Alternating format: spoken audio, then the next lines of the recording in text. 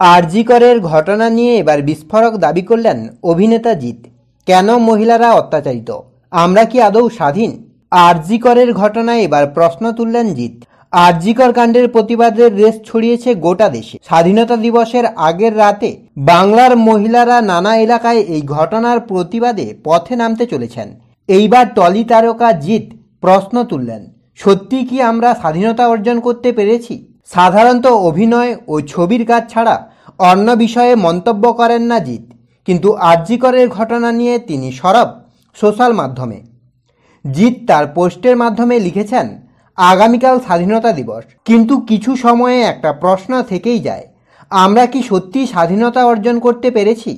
কেন আজ সমাজে মহিলাদের নিশানা করা হচ্ছে? কেন মহিলাদের ওপরে এমন মর্মান্তিক অত্যাচার করা হয় এখন? এই ধরনের ঘৃণ্য অপরাধ বন্ধ করতে সমাজ হিসেবে আমাদের কি করা উচিত? আরজি করের ঘটনায় ক্ষোভ উগড়ে দিয়েছেন জিৎ। এই প্রসঙ্গে টলি তারকা লিখেছেন, আমি কল্পনাও করতে পারছি না মেয়েটি কি ভয়ঙ্কর যন্ত্রণার মধ্য দিয়ে গিয়েছে। ওর পরিবার এখন কি ধরনের যন্ত্রণার মধ্যে দিয়ে যাচ্ছে, আমরা কোনোভাবেই ওদের যন্ত্রণা বুঝতে পারবো না। আরজি কর হাসপাতালে যা হয়েছে তা দেখে আমি স্তম্ভিত ও ভীষণ বিরক্ত। নতুন ভারত গড়ার সময় সবচেয়ে গুরুত্বপূর্ণ বিষয় হলো মহিলাদের সুরক্ষা।